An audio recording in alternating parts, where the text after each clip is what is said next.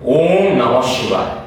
मैं हूं astrologer KM Sinha और मैं अपने इस यूट्यूब चैनल पर आप सभी का हार्दिक स्वागत करता हूं। देखिए, सबसे पहले हम ये बात करेंगे, न्यायाधीश शनिदेव अस्त होने वाले हैं और ये लगभग 33 दिनों तक अस्त होंगे। 30 जनवरी से इनका जो प्रभाव होगा हमारे पूरे पृथ्वी पर बहुत कम हो जाएगा। सबसे पहले हम अपने व्यूवर्स को समझाते हैं कि अस्त होना किसे कहते हैं। देखिए, वैसे तो मैं अपने इस चैनल पर काफी बार आप लोगों को बता चुका हूँ, कोई ग्रह अस्त होता है, वक्री होता है, मार्गी होता है, तो वो क्या उसकी कंडीशन बनती है, उसका क्या प्रभाव रहता है, कैसे आसानी से उसको समझ सकते हैं। लेकिन यहाँ पर शनिदेव जो अस्त हो रहे हैं, आप ऐसे समझिए कि सूर्य देव जो कि एक बहुत बड़ा आग का गोला है, यानी एकदम हीटेड है, आप सूर्य देव को अपने आंखों से लगातार आप देख नहीं सकते क्योंकि उनकी रोशनी बहुत ज्यादा प्रबल है। अगर हम वहां पर एक छोटा सा कैंडल बगल में रख दें, एक हाइपोथेटिकल कैंडल जो कि सूर्य की रोशनी में ना पिघलेगा, एक हाइपोथेटिकल काल्पनिक कैंडल की मैं बात कर रहा हूँ या काल्पनिक बल्ब की बात कर रहा हूँ, अगर आप वहां पर रखते हैं, सूर्य के जस्ट बगल में रखते हैं, तो क्या होगा, इनिशियली अगर आप देखा जाए तो सूर्य फिजिकली रूप से वहां पर प्रेजेंट है और हमने बल्ब को भी वहां पर रख दिया, वो भी फिजिकली रूप से प्रेजेंट है। अब दोनों का जो इंटेंसिटी है, ऑब्वियसली बात है, बहुत ज्यादा अंतर पड़ेगा। सूर्य की जहां पर इंटेंसिटी बहुत ज्यादा है, वहां पर बल्ब की जो इंटेंसिटी है वो बहुत कम होगी।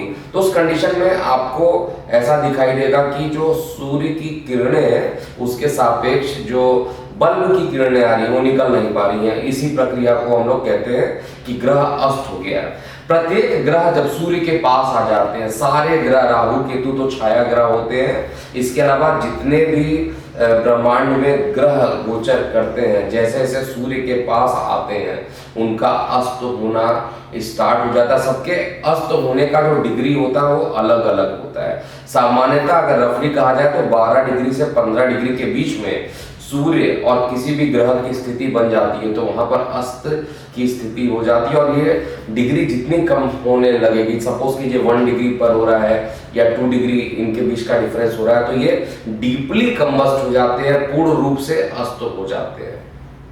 अब अगर कोई ग्रह, अगर किसी ग्रह का जो प्रभाव है उनके किरणों से, उनसे जब वो अस्त नहीं होते हैं तब उसका प्रभाव जो होता है सर्वाधिक अधिक होता है। लेकिन अगर कोई ग्रह अस्त हो गया तो उसका जो प्रभाव है वो अलग अलग लगन पर अलग अलग पड़ेगा।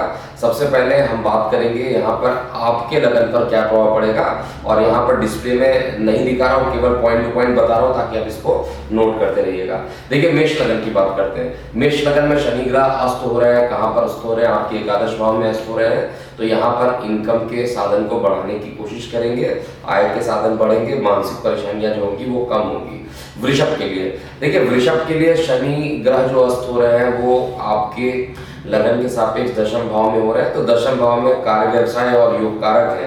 तो इस समय जो वृषभ लगन वाले जातक हैं उनको कार्य व्यवसाय में कुछ दिनों के लिए कुछ कठिनाइयों का अनुभव हो सकता है, भाग्य का सपोर्ट नहीं मिलेगा, पिता के स्वास्थ्य में गिरावट भी हो सकती है। तो मेरा ये रिक्वेस्ट है कि इस समय आपको शनि देव का बीज मंत्र कीजिए, ओम प्रांग प्रीं प्रौंक्षा शनिश्चराय नमः। इसका प्रतिदिन जाप करना चाहिए। 30 जनवरी से लेकर 6 मार्च तक का जो समय है इसमें शनिदेव अस्त रहेंगे, तो इसमें आपके योग कारक ग्रह अगर होंगे तो निश्चित रूप से अपन निगेटिव प्रभाव ये देंगे। मिथुन लगन की बात करते हैं।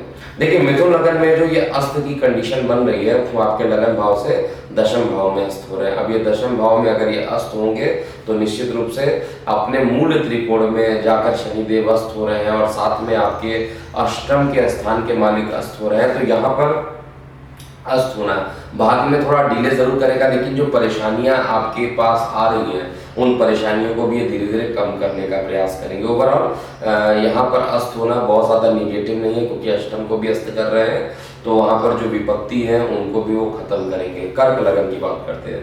देखिए, कर्क लगन में एक तो मारक ग्रह है और ये अष्टम भाव में थे, तो अष्टम भाव में जैसे ही अस्त होंगे आपके लिए एक लाभप्रद परिणाम स्टार्ट हो जाएगा। जो भी आप काम करना चाहते हैं, पार्टनरशिप में काम कीजिए या नौकरी व्यवसाय अगर आप करते हैं उसमें कठिनाइयों का सामना कर रहे थे, तो अगले जो 33 दिन है वो आपके फेवर में आ जाएंगे। सिंह लगन की बात करते हैं।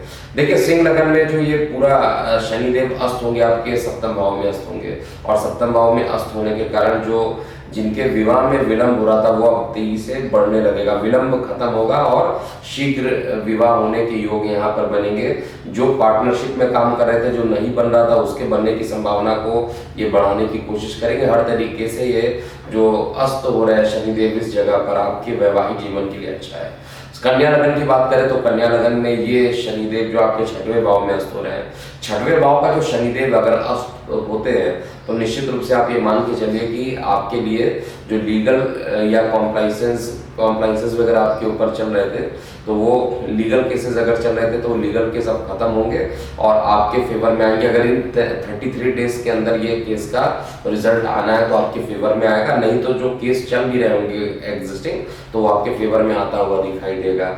तुला लगन वाले जातकों के लिए बात किया जाए तो ये शनिदेव आपके पंचम में अस्त हो रहे हैं। पंचम में अस्त होना शनिदेव क्योंकि आपके अत्यंत योग कारक हैं, सुख के मालिक होकर ये पंचम में जाकर अस्त होंगे तो बहुत अच्छा परिणाम यहाँ नहीं मिलेगा। यहाँ पर आपको भी वृषभ लगन के तरीके से ओम प्रांग प्रीं प्रोंशा शनिश्चराय नमः का जाप करना चाहिए, जिससे कि कोई परेशानी आगे ना हो। इसके अलावा धनु लगन की बात किया जाए तो वृश्चिक लगन की बात किया जाए तो वृश्चिक लगन में ये आपके चतुर्थ भाव यानी सुख भाव में अस्त हो रहे हैं।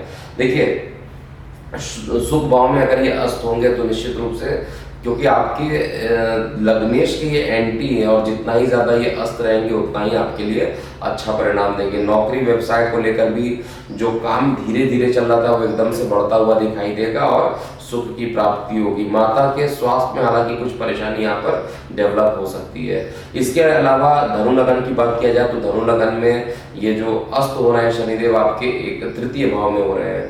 तृतीय भाव में अस्त होना धनु लगन वाले जातकों के लिए, क्योंकि आपके लगने से इनकी कोई मित्रता भी नहीं है, शत्रुता भी नहीं है, सम प्लैनेट कहे जाते हैं, सम ग्रह कहे जाते हैं, तो इसलिए बहुत ज्यादा परेशानी यहाँ पर नहीं है। लेकिन फिर भी आपके लिए एक अच्छा परिणाम यहाँ देंगे, मान पद प्रतिष्ठा को बढ़ाएंगे और साथ में धार्मिक कार्यों में आपकी अभिरुचि को भी शनिदेव बढ़ा देंगे।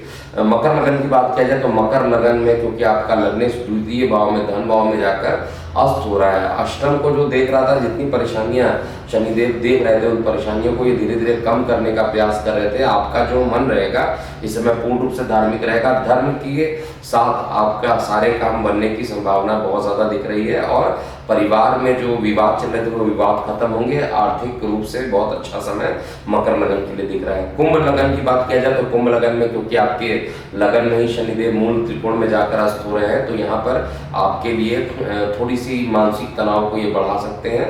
कार्य व्यवसाय को लेकर भी कुछ निगेटिव न्यूज हो सकती हैं, इसलिए आपको भी ओम प्रांग प्रीं प्रोंशा शनिश्चराय नमः का जाप करना चाहिए।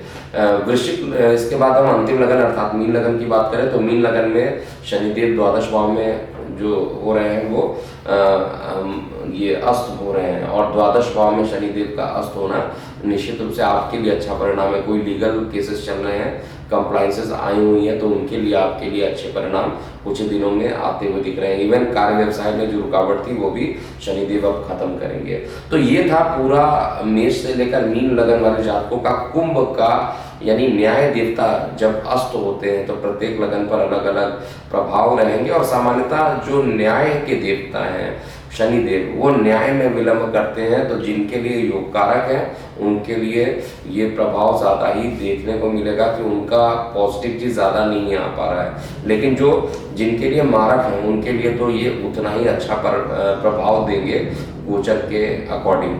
और सबसे इम्पॉर्टेंट बात क्या है कि शनिदेव जब अस्त होंगे तो पूरे वर्ल्ड में भी इसका एक प्रभाव निगेटिव रूप से दिखाई देगा। राजनीतिक उठापटल बहुत तेज से उठापटक आपको दिखाई देगी, बहुत तेज से होने वाली है। तो इस पर भी मैं अलग वीडियो बनाऊंगा। अभी के लिए इतना ही। आप अपनी प्रतिक्रियाएं कमेंट बॉक्स में जरूर लिखिएगा। मैं हूं एस्ट्रोलॉजर के एम सिन्हा। ओम नमः शिवाय।